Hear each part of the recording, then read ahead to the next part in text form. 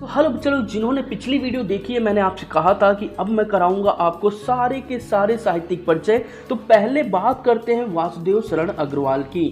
कुछ इस तरीके से आपको क्या करना है, अपना फॉर्मेट बना के लिखना होगा।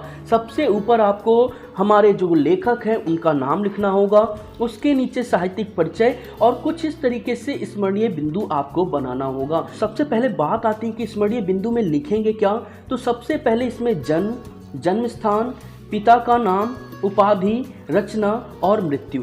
स्मरणीय बिंदु आखिर इंपॉर्टेंट क्यों है? इंपॉर्टेंट इसलिए है, मैं आपको बता दूं, अगर आपने सही तरीके से लिखा तो कई बार एग्जामिनर आगे कुछ ना पढ़ के यहीं से आपको पूरे मार्क्स दे देता है।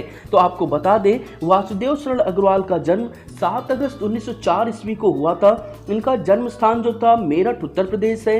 इनके पिता का नाम सीताराम अग्रवाल। और बात करें इनकी उपाधि की तो PhD तथा डीलिट की इन्होंने उपाधि प्राप्त की थी।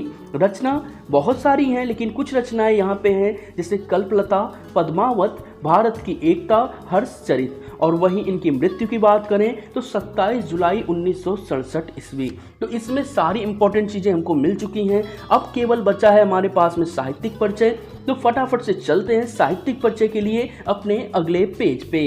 वासुदेव शरण अग्रवाल जी शुक्लोत्तर युग के कवि हैं। वासुदेव शरण अग्रवाल जी का हिंदी काव्य साहित्य में महत्वपूर्ण योगदान है। इन्होंने मुख्य रूप से पुरातत्व को अपना विषय बनाया है।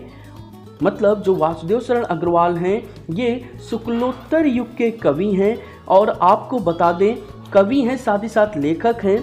इन्होंने हिंदी काव्य साहित्य में महत्वपूर्ण योगदान दिया है। इन्होंने मुख्य रूप से पुरातत्व को अपना विषय बनाया है और अपनी रचनाओं में संस्कृति और प्राचीन इतिहास का रस प्रस्तुत किया है। कि भाषा शुद्ध परिमार्जित तथा संस्कृत निष्ठ थी। इनकी रचनाओं में खड़ी बोली का प्रयोग मिलता है तथा इनकी भाषा शैली विचारात्मक, भावात्मक और व्याख्यात्मक है। साहित्य में अग्रवाल जी ने एक निबंधकार के रूप में ख्याति प्राप्त की है। तो इनकी ये सारी शैलियाँ हैं जो कि इनकी कृतियों में हमें देखने को मिलती हैं। वहीं आगे बात करें, इन्होंने कई ग्रंथों का संपादन व पाठ शोधन भी किया है। जायसी के पद्मावत की संजीवनी व्याख्या और बाण भट्ट के हर्षचरित का सांस्कृतिक अध्ययन प्रस्तुत करके इन्होंने हिंदी साहित्य को गौरवान्वित किया है।